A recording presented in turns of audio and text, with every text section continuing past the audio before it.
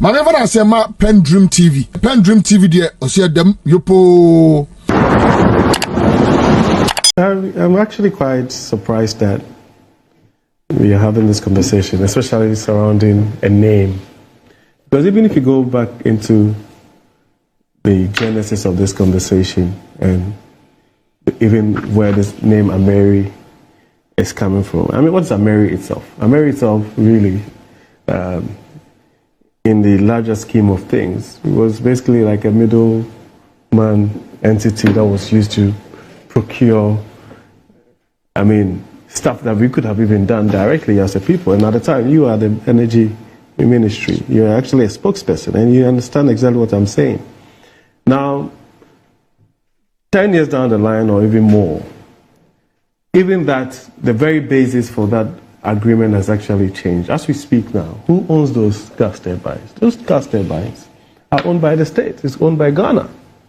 And even for the last period that this thing were being operated in Takrady, it was being operated by a totally different entity. And Ameri in itself was actually nowhere near this particular operationalization of this particular plant.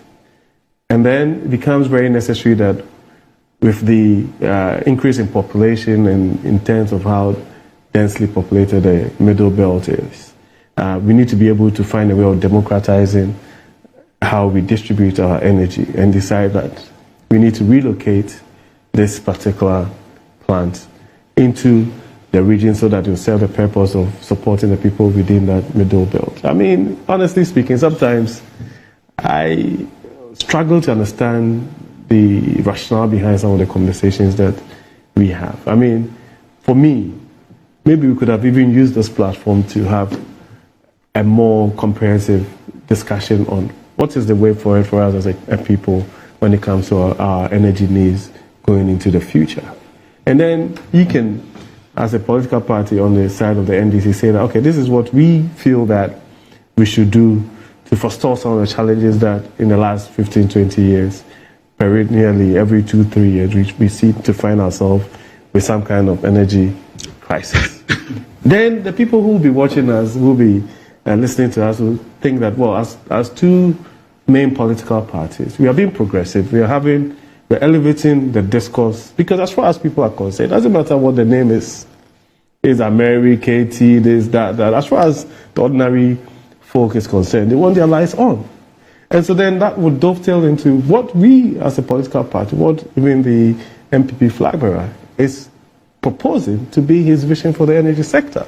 And this is a guy who says that, yes, I mean, with all the challenges that we face with the gas, the hydro, and all of those things, he believes that in the next chapter of this country, let's focus on solar and wind going into the renewable energy conversation. Then we'll say that, yes, I mean, it's doable, it's not doable. These are the pros and cons. This is how we'll be able to find the resources to invest in this space.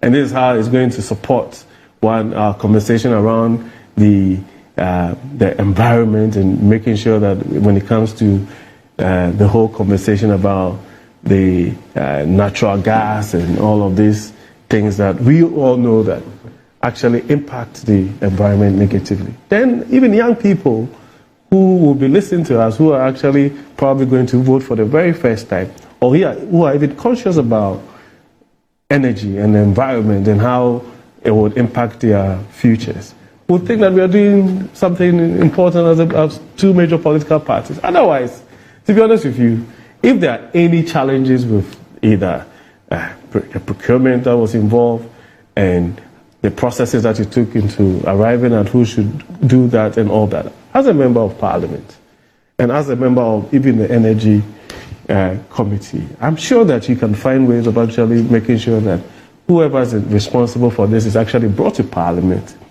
to bring clarity to the conversation. But because I'm sure that we are either in because we are in the political season, it's almost as if that everything becomes fodder, political fodder, for us to overstretch and make it look like it's such a big, as far as I'm concerned. Everybody within the middle belt, Kumasi and all parts of the country, will be excited that as we speak, a decision has been taken to at least improve the services that come to them. And for me, sometimes we need to probably bring the conversation to that, the bread and butter conversation. As to what we say, sometimes I think it's way above the heads of persons that are supposed to be benefiting from some of these why things. Why would we want a ceremony with the president in attendance to do that? I mean, those are, I mean, for me, decisions that you can have issues with. But I'm saying that because in terms of improvement in electricity supply, whether it is GridCo or it is ECG, they have projects across the country that they do all the time to improve electricity in different parts of the country.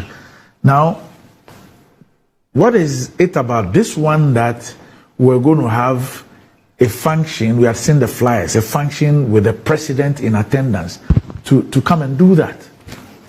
Because we know that normally you have these things when there's some monumental thing that is to be done. The GridCo has done projects even to help with the distribution of electricity even to neighboring countries. We don't have those kinds of events. They do all these things all the time. So what is it about this one? Randy, I mean, for me, I think that we can, there's nothing wrong with questioning the rationale, but there's also nothing wrong with the president, who is the the commander-in-chief, to say that, well, this thing is happening in this part of the country, and I feel that I need to be able to interact with people of this country. The president can decide to go anywhere in this country and do whatever it is that he wants in terms of making sure that people understand and appreciate whatever it is that he's doing in every sector, right? And this is not the first time that something has been commissioned or something has been given or projected, regardless of whatever you think about it. I might have my personal, considerations when it comes to these things. But like I indicated, as far as the people are concerned, it doesn't matter if the president comes to commission or not, or is named this or that. They are most importantly interested in making sure that when they turn on, they flick the switch, the lights come on. We can have this conversation about really is it necessary to give it no, I asked that question because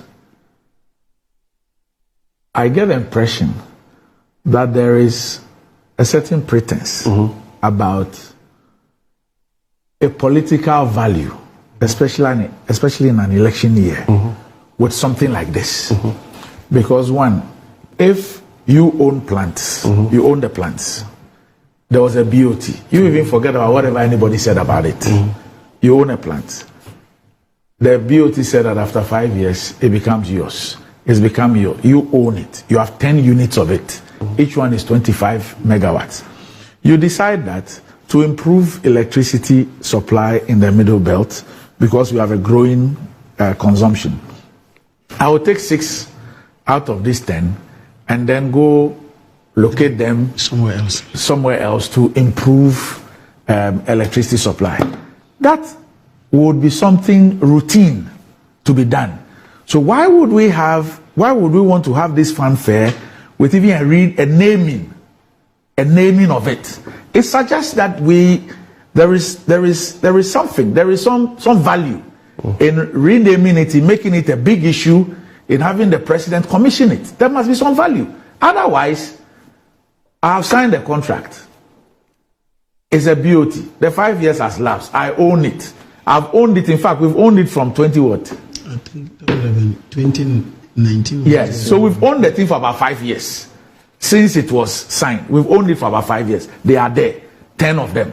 We decide that we are going to pick 6 out of the 10 to go and fix in Ashanti region to improve electricity supply. That should be routine. That should be routine. No, but Randy, I think that you have every right to those views. But all I'm saying is that even when it comes to this whole conversation around what is called, in reality, I don't think that apart from those of us here and a few people who are interested in the energy space, right? Anybody's really interested in what is called. You understand what I'm saying? Of course, for purposes of people in the sector and policy makers and all of those things, they would be interested to know where or the origins of some of these things and where this is situated and all of that. But in the final analysis, the reality is that it's a utility. It is a utility that people really don't feel that they have any need to be so concerned about. As far as they're concerned, like I've indicated severally, they want their lights on.